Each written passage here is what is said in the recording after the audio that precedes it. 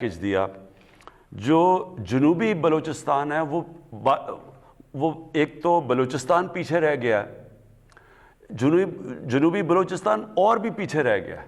تو ہم نے ایک بڑا پیکج کیا ہے اور یہ انشاءاللہ بلوچستان کی تاریخ میں سب سے بڑا پیکج ہے. یہ پورا دیا ہے اور اس میں کوشش مختلف چیزوں کے اندر پیکج دیا ہے. ایک تو کنیکٹیوٹی دی ہے, انٹرنیٹ کی آپ بات کر رہے ہیں, یہ بہت ضروری ہے. انٹرنیٹ اب ایک ڈیولپمنٹ کا ایک طریقہ بن گیا ہے.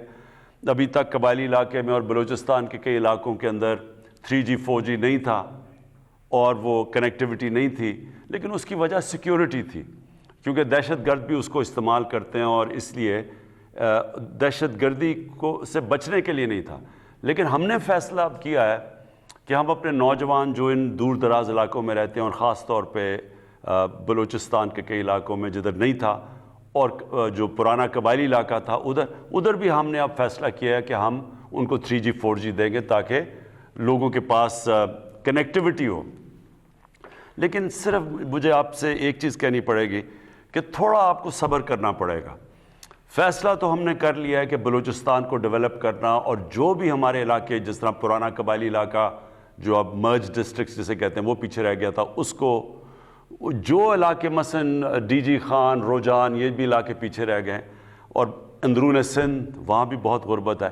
ہم نے فیصلہ تو کیا ہے اب ان کو ڈیولپ کرنا, لیکن تھوڑا سا آپ کو صبر اس لیے کرنا پڑے گا کہ گورنمنٹ کے پاس جس طرح کی وسائل چاہیے وہ اس وقت ہمارے پاس ہیں نہیں, اور ہمارے پاس جیسے جیسے وسائل بڑھتے جائیں گے ہم کریں گے. اور میں یہ آپ کو کہہ دوں کہ بلوچستان میں جو مدنیات مثلا جو آپ کی منرل ویلتھ ہے, جیسی یہ نکلے گی ہماری کوشش ہے کہ وہ ادھر ہی خرچ ہو, تاکہ وہاں کے لوگوں کو پہلے ہم ان کو اوپر اٹھائیں اور پھر اس کا کسی اور علاقے میں جائے.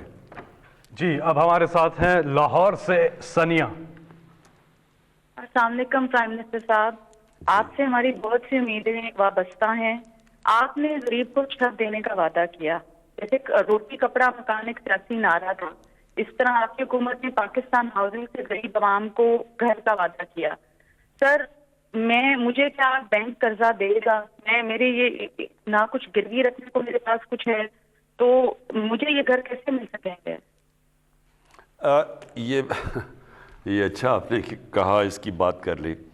اچھا, اب میں آپ کو ذرا سمجھاؤں کہ پاکستان کا جو سسٹم کیسا بنا اور کیوں ہم نے یہ لو کاسٹ ہاؤسنگ, یہ وہ طبقہ جو کہ خرید ہی نہیں سکتا گھر, کیوں ان کے لیے پورا پروگرام لے کے آئے ہیں جو نیا پاکستان ہاؤسنگ ہے. دیکھیں, ساری دنیا میں گورنمنٹ گھر نہیں بنا کے دیتی, کوئی بھی دنیا میں گورنمنٹ, امیر سے امیر گورنمنٹ بھی سب کو غریب لوگوں کو گھر نہیں بنا کے دے سکتی. تو ہم ایک سسٹم لے کے آئے ہیں, اور وہ آپ نے سمجھنا وہ کیا ہے. ہم نے یہ فیصلہ کیا کہ ہم پہلے تو بینکوں سے قرضے لینے کا سسٹم ہم نے شروع کیا. پاکستان میں آپ کو پتہ, ساری دنیا میں آپ ذرا یہ بھی ذرا سمجھ لیں, امریکہ کے اندر, برطانیہ میں, یورپ میں 80% بینک جو لوگ گھر لیتے ہیں وہ بینکوں سے قرضے لے کے لیتے ہیں, جس کو مورگیج کہتے ہیں, ہاؤس فائنینسنگ, یعنی بینک فائنینس کرتے ہیں لوگوں کے گھر. تو 80% جو لوگ گھر لیتے ہیں وہ بینکوں سے قرضہ لے کے لیتے ہیں. ملیشیا میں 30% لوگ بینکوں سے قرضہ لے کے لیتے ہیں, گھر بناتے ہیں. ہندوستان میں 10% لوگ یعنی مورگیج فائنینسنگ کرتے ہیں, اور پاکستان میں 0.2%. یعنی ہمارا کوئی یا کیش ہے تو گھر بناؤ, نہیں تو گھر ہی نہیں بنا سکتے. تو لہٰذا ہم نے جو سسٹم لے کے آئے, پہلے ہم نے ایک فور کلوجر لا ہے جو رکاوٹ بنا ہوا تھا. یعنی اگر بینک کسی کو پیسے دیں, کیوں نہیں پیسے دیتے تھے؟ کیونکہ اگر وہ کسی کو پیسے دیں اور وہ گھر نہ بنائے تو ان کا پیسہ ڈوب جاتا تھا, بینک پیسے نہیں دیتے تھے. لہٰذا ایک عدالت کے اندر ہمیں بڑی 2 سال لگے وہ قانون جو پھنسا ہوا تھا, جو قانون, اس کو کلیئر کرتے ہوئے.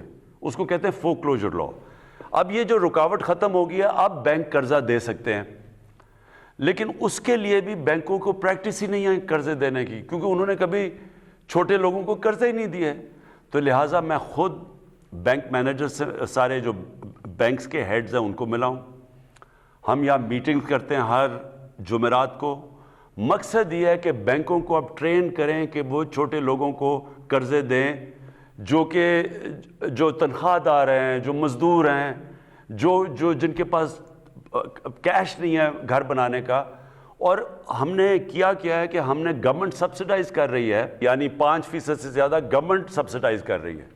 پھر پہلے لاکھ گھر جو بنیں گے 3 لاکھ روپیہ ہر گھر کو سبسڈی دے گی گورنمنٹ. اور اس سے کیا ہوگا, جتنے لوگ کرایہ پہ خرچ کرتے ہیں, اپنا جو مہینے کا کرایہ دیتے ہیں, وہی کرایہ دینے کے بجائے وہ اس کو قسطوں میں دے دیں گے بینک کو. تو ہوگا کیا کہ وہ بجائے کرایہ دینا کہ وہ قسطیں دیں گے, وہ گھر ان کا اپنا ہو جائے گا. یہ ہے ہمارا پروجیکٹ, یہ شروع ہو گیا ہے. آہستہ آہستہ لوگوں کو سمجھ آ رہی ہے, بینکس بھی آہستہ آہستہ سمجھ رہے ہیں. لیکن انشاءاللہ یہ اب آپ ٹی وی پہ اشتہار دیکھتے ہوں گے, بینکس اب اشتہار دے رہے ہیں, بینکس خود کہہ رہے ہیں کہ لوگ آ کے تو ہمارے سے قرضے لیں. تو یہ ہمارا جو ہے, یہ پہلی دفعہ پاکستان میں ہو رہا ہے کہ عام آدمی جس کے پاس پیسے نہیں ہیں, جو تنخواہ دار ہے, جو مزدور ہے, اس کو بھی موقع مل جائے گا کہ اپنا گھر بنا لے. جی اگلے کالر ہیں ہمارے ساتھ, نمبر ہے 0519210809, اصغر محمود اوان. جی السلام علیکم. وعلیکم السلام. سر میرا کوشچن ہے بنیادی طور پہ ناموس رسالت صلی اللہ علیہ وسلم اور اسلاموفوبیا پہ. خان صاحب کی ماشاءاللہ جو سپیچ تھی یو این او میں سر, وہ بہت امپریسو سپیچ تھی, لیکن اس کے بعد پھر انٹرنیشنلی 2-3 ایونٹس ہوئے. اب چاہیے تو یہ تھا کہ انٹرنیشنلی کچھ ایسی ویل انٹیگریٹڈ مربوط حکمت عملی ہوتی اور اسلامی ممالک کو ساتھ ملا کر سب ایسا کام کیا جائے کہ جس سے یہ ایشو پرماننٹلی ریزالو ہو جائے, ختم ہو جائے. تو اس سلسلے میں سوال یہ ہے کہ سر اس سلسلے میں آپ کی کیا حکمت عملی ہے کہ آئندہ آنے والے دنوں میں کیا کوئی ایسا مضبوط پلان بن سکتا ہے کہ جس سے عالمی سطح پر اس ایشو کو اس طرح سے دوبارہ سے نہ اٹھایا جائے اور دنیا کے 1.5 ارب مسلمانوں کے دلوں کو اس طرح سے ٹھیس نہ پہنچائی جائے؟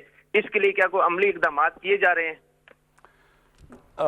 دیکھیں, یہ ہماری بڑی بدقسمتی ہے مسلمانوں کی کہ یہ شروع ہوا ہے 1989 سے, جب سلمان رشدی نے کتاب لکھی اور اس کے اندر اس نے گستاخی کی ہمارے نبی صلی اللہ علیہ وسلم کی شان میں.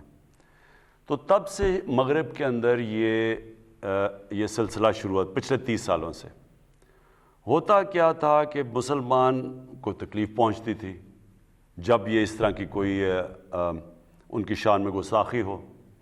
اس کے بعد وہاں مغرب میں کوئی رائٹس, یا یہاں بھی لوگ سڑکوں پہ نکلتے تھے, کیونکہ مغرب کو اس چیز کی سمجھ نہیں تھی, کیونکہ وہاں وہ بالکل دین کو اور طرح لیتے ہیں.